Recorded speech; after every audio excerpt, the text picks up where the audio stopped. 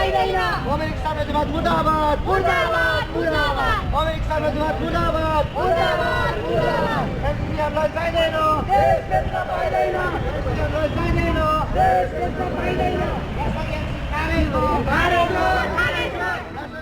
सबै कुराहरू नेपाली जनताभन्दा ठुलो अरू कोही पनि हुन सक्दैन भन्नका निम्ति म सम्पूर्ण नेपाली जनतालाई आफ्नो प्रत्येक घरबाट दैलाबाट नाङ्गो खुकुरी लिएर चाहिँ एकचोटि अब सडकमा आउनुपर्छ आह्वान गर्दछ।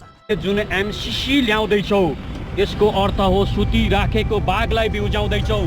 सरकार तिमीले एमसीसी को लागि जसरी अगाडि बढ्दैछौ यसको अर्थ हो नेपाली जनतालाई भुसको आगोभित्र बिस्तारै जसरी आगो लाग्दा एकैचोटि बाहिर खरानी हुन्छ।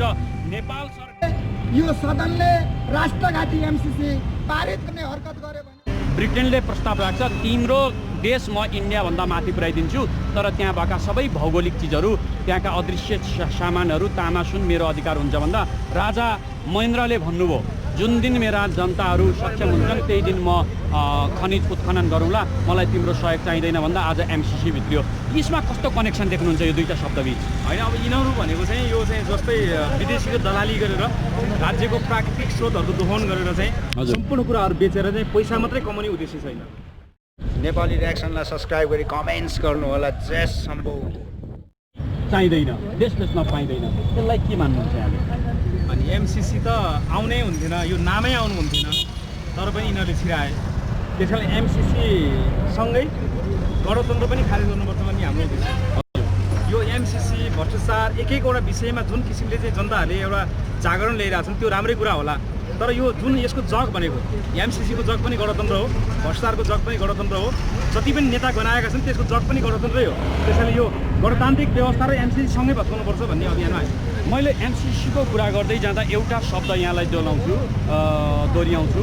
आजभन्दा लामो समय अगाडि जब राजा महेन्द्रलाई ब्रिटेनले प्रस्ताव राख्छ तिम्रो देश म इन्डिया भन्दा माथि पुर्याइदिन्छु तर त्यहाँ भएका सबै भौगोलिक चिजहरू त्यहाँका अदृश्य सामानहरू तामासुन मेरो अधिकार हुन्छ भन्दा राजा महेन्द्रले भन्नुभयो जुन दिन मेरा जनताहरू सक्षम हुन्छन् त्यही दिन म खनिज उत्खनन गरौँला मलाई तिम्रो सहयोग चाहिँदैन भन्दा आज एमसीसी भित्रियो। यसमा कस्तो कनेक्सन देख्नुहुन्छ यो दुईटा शब्दबीच? होइन अब यिनीहरू भनेको चाहिँ यो चाहिँ जस्तै विदेशीको दलाली गरेर राज्यको प्राकृतिक स्रोतहरूको दोहन गरेर चाहिँ सम्पूर्ण कुराहरू बेचेर चाहिँ पैसा मात्रै कमाउने उद्देश्य छैन। तर नेताहरूले पटक चाहिँ बहुदल आइसकेपछि जति पनि नेताहरूलाई पटक संसद बनाएर पठाए ती मान्छेहरू मन्त्री भए प्रधानमन्त्री भए अन्तर्राष्ट्रिय पहुँच बनाए र तिनीहरूको एउटै मात्रै उद्देश्य के छ भने विदेशीको दलाली गर्ने पैसा कमाउने। त्यो कुरा नेपाली जनताले किन बुझ्न सकेनन् भन्ने कुरा। आज त्यो कुरा नबुझ्नाले भोलि हेर्नुहोस् यसरी नबुझ्दै जाने हो भने नेपाली जनताको हालत चाहिँ गल्लीमा हिँड्ने भुस्या कुकुरले भन्दा बढी नेपाली जनताले दुःख पाउने छन् अब पनि बुझेनन् भने। त्यसैले हामीले के भन्न चाहन्छौँ भन्दा चाहिँ यो प्राकृतिक चाहिँ स्रोत र साधनको दोहन गर्ने नेपालको भूमि चाहिँ विदेशीले आएर कब्जा गर्ने र नेपालको भूमिलाई चाहिँ विदेशीले सैनिक बेस क्याम्प बनाउने जुन उद्देश्यले आजभन्दा चाहिँ 50औं वर्षदेखि जुन उद्देश्य थियो विदेशीहरूको त्यो अहिले गणतान्त्रिक नेपाल आएर उनीहरूको उद्देश्यहरू सफल हुन लाग्छ त्यो हामी नेपाली जनताले कदापि सफल हुन दिनुहुन्न। मैले एउटा प्रश्न सबै अभियन्तालाई राखेँ डाक्टर सुरेन्द्र भण्डारीलाई राखेँ हेमराज थापालाई राखेँ र यहाँलाई पनि राख्छु। आज अमेरिकामा मानिसहरू कुकुर लिएर मानव साङ्लो निक्ल्या छ तपाईँ हामी चाहिँ सिंहदरबार कहिले घेर्ने? गङ्गबु मण्डला मात्रै हुन्छ कि हाम्रो अन्तिम घेरा सिंहदरबारमै पुग्छ? हाम्रो घेरा होइन यो हाम्रो घेरा भनेको सिंहदरबार होइन नेताहरूको घर घरमा पुग्ने छ। किन भन्दाखेरि कहिले हामीले सुन्नुहोस् यो लकडाउनको चाहिँ समयभन्दा अगाडि एमसीसी खारेज गर एमसीसी अमेरिका लैजा अमेरिकी डलर चाहिँदैन भन्ने नारासहित हामीले देशव्यापी रूपमा हाम्रो सङ्गठन परिचालन गरेर चाहिँ कार्यक्रमहरू गऱ्यौँ र हामीले चाहिँ नेपालको इतिहासमा पहिलो सङ्गठन होला जसले चाहिँ अमेरिकन एम्बेसीमा ठाडो गएर चेतावनी दिएर घेराउ गरेको सङ्गठन हाम्रो हो। त्यस पछाडि नेमकिपाले गरे हो भने चाहिँ हामीले चाहिँ सम्बन्धित ठाउँमा आक्रमण गरिसकेका छौँ। त्यो आक्रमण गर्नाले अमेरिका तर्सिएको थियो तर यो लकडाउनको लकडाउन त अमेरिकामा पनि छ कोरोना त अमेरिकामा पनि छ तर आज व्हाइट हाउस घेरिएको छ। नेपालको सिंहदरबारमा सिंहहरू हाँसेर बसेका छन् हामी यो कुरालाई स्वीकार्नै पर्छ। होइन यस्तो छ नेपालमा चाहिँ यो लकडाउन चाहिँ कसरी गरियो भन्दाखेरि चाहिँ विदेशीको देखासिखीमा गरियो कोरोना नियन्त्रण भएको छैन र त्यसैले चाहिँ विदेशमा चाहिँ राष्ट्र र जनताको प्रेम बढी छ त्यहाँको राष्ट्र प्रमुखहरूलाई यहाँको चाहिँ राष्ट्र प्रमुखहरूलाई चाहिँ पैसा कसरी कमाउने कसरी जनता बेच्ने कसरी देश बेच्ने भन्ने उद्देश्यमा यिनीहरू लागिपरेका कारणले चाहिँ लकडाउनको सहारा यिनीहरूले लिए। किन लिए भन्दाखेरि सडकमा जनता आउन नसक्ने सडकभरि पुलिस छरिदिने र लकडाउन भन्ने कोरोनाको डर देखाउने त्यसरी जनतालाई घरमा थुनेको अवस्थामा जुन किसिमले तिनीहरूले चाहिँ अहिले हाम्रो भूमि बेच्ने कुरा र अहिले चाहिँ यो एमसिसी पास गराउने जघन्य अपराध गरेका छन्। तिनीहरूलाई चाहिँ नेपाली जनताले चाहिँ सिंहदरबार छिरेर त्यो छिर्ने अभियान सुरु हुन्छ। एकैचोटि हुने होइन। अमेरिकाको आन्दोलन चाहिँ आजै उग्र भयो होइन, त्यो केही समय लागेको थियो। त्यसै गरी हाम्रो पनि यो आज यही हिसाबले मोटामोटी आड्कल गर्नु त अन्दाज गर्नु त हामी कति दिनभित्र सिंहदरबार घेर्न पुग्नेछौँ? जनतामा जति दिनमा जागरण आउँछ, भोलि आए भोलि जाने, पर्सि आए पर्सि जाने, जनतामा जागरण आउनु पर्यो राष्ट्रियताको विषयमा, यो माटोको विषयमा, कुनै पार्टीको विषयमा होइन, कुनै नेताको विषयमा होइन। यो देश मेरो हो, यो माटो मेरो हो, यो डलर कसैको चाहिँदैन। म सधैँभरि स्वाभिमानी हुन्छु, सधैँभरि म नेपाली। यो वीर गोर्खाली जसले नाला पानीमा 7 दिन पानी नखाइबाट लडेको थियो, जसले राणा शासनलाई तहस नहस गरेको थियो, यो नेपाली विश्व बजारले सम्मान गरेको नेपाली आज कहाँ चुको?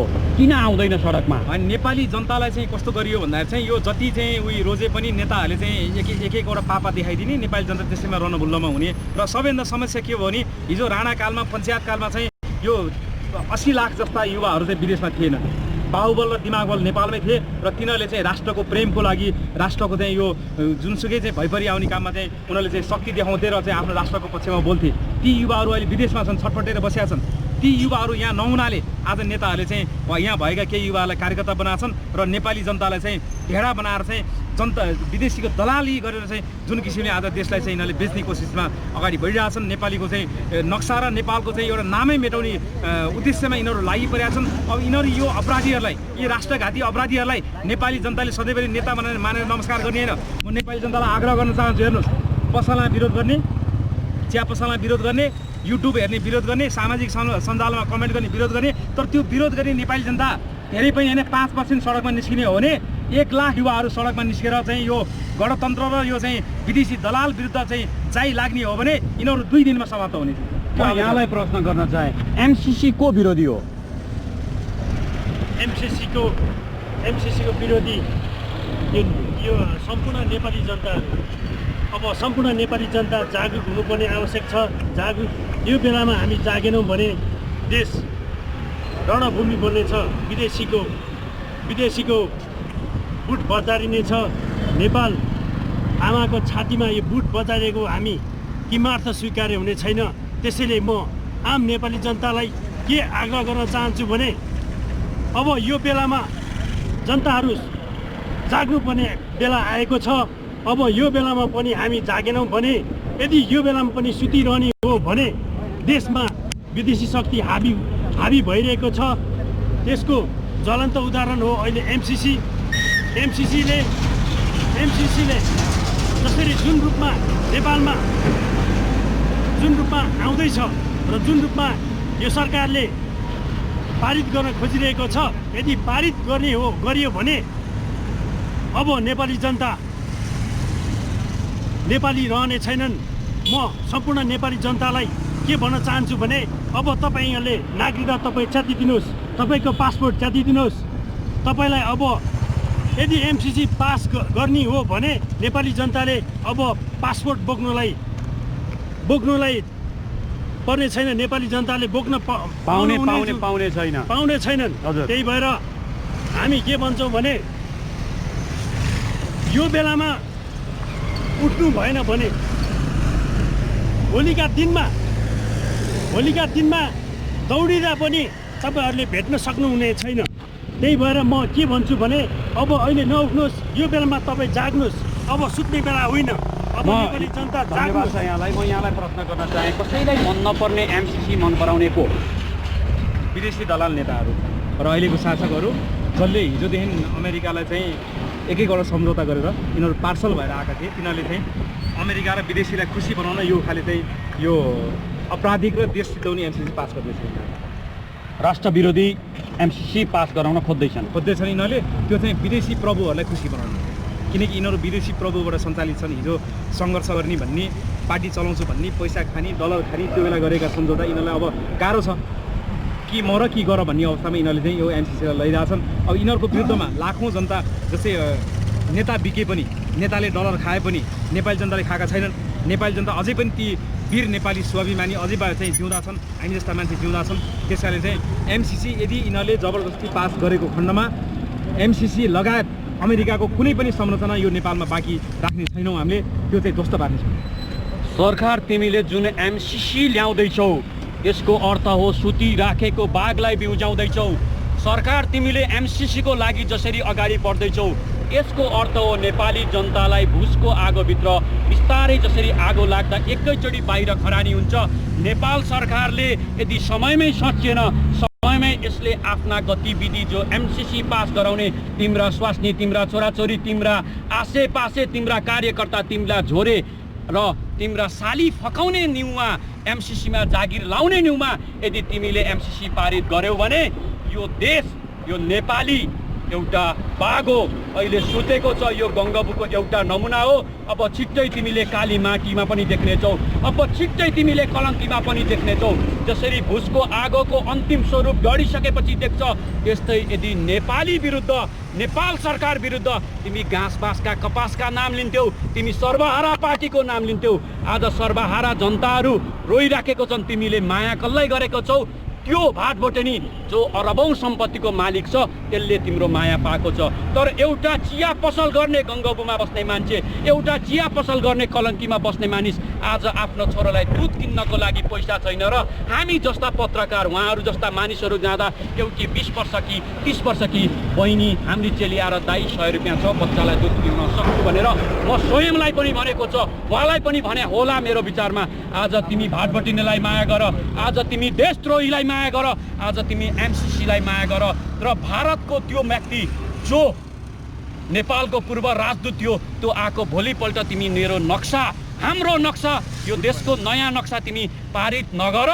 हामी तिमीलाई नेपालको अन्तिम what is the integrity of the Nepal people परिचय धेरै छोड्नेछौँ भन्दै भोलि हुने आन्दोलन, भोलि हुने शान्तिपूर्ण आन्दोलनमा सबै नेपालीलाई मण्डलामा आउनको लागि डिस्टेन्स मेन्टेन गरेर मास्क लाएर ग्लोभ्स लाएर आउनको लागि हामी अनुरोध गर्दछौँ। यसका साथै हामी धन्यवाद व्यक्त गर्दछौँ। हवस् त, धन्यवाद। एमसिसीहरूलाई चाहिँदैन, अमेरिक साम्राज्यवाद मुर्दाबाद, अमेरिक साम्राज्यवाद मुर्दाबाद, एमसिसीहरूलाई चाहिँदैन, एमसिसीहरूलाई चाहिँदैन।